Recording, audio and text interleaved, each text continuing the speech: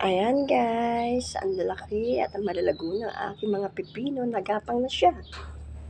Ayan, nagapang na. Dalawa yung pipino kung tanim, ito yung isa. Oh. Ayan, ang dami ng bulaklak, di ba? Oh. Ayan pa lang yung mga halaman, yan pa lang yung mga dahon-dahon. Pero napakarami ng bulaklak. Ayan, oh, ang daming bulaklak ng aking pipino. Tapos, ito naman ang aking ampalaya. Aking mga bitter na friends. Ayan. Nagapang na rin siya, oh. Ayan, oh.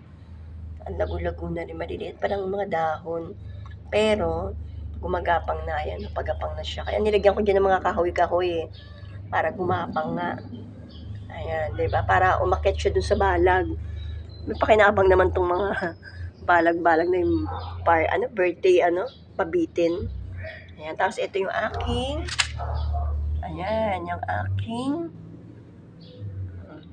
sili ba to? Teka lang, wala ko salamin eh. Sili? Oo, sili.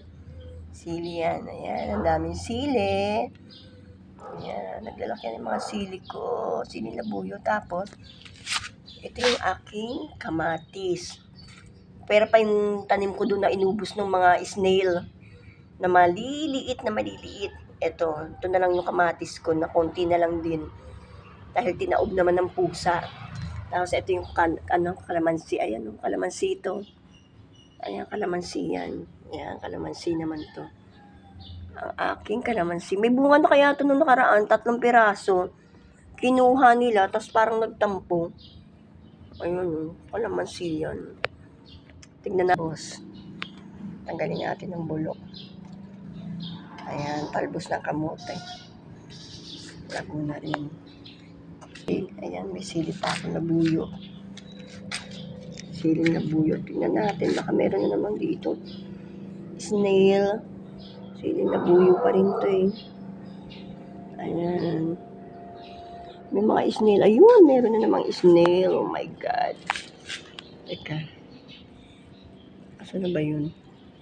Meron akong snail na nakita.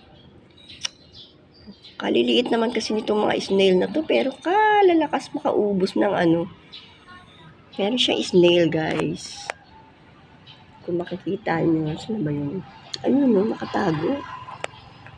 Nakita akong snail.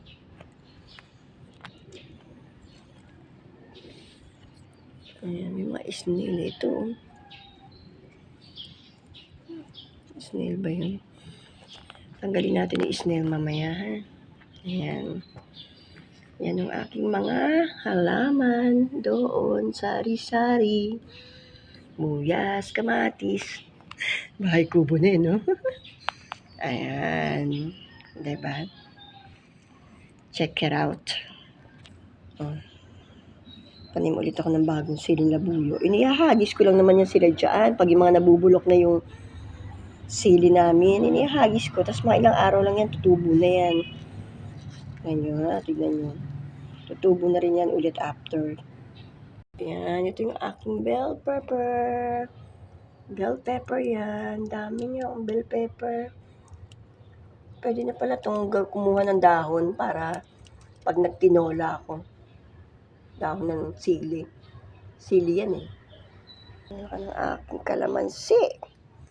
Ayan ang kalamansi ito. Ayan ang kalamansi. Kalamansi.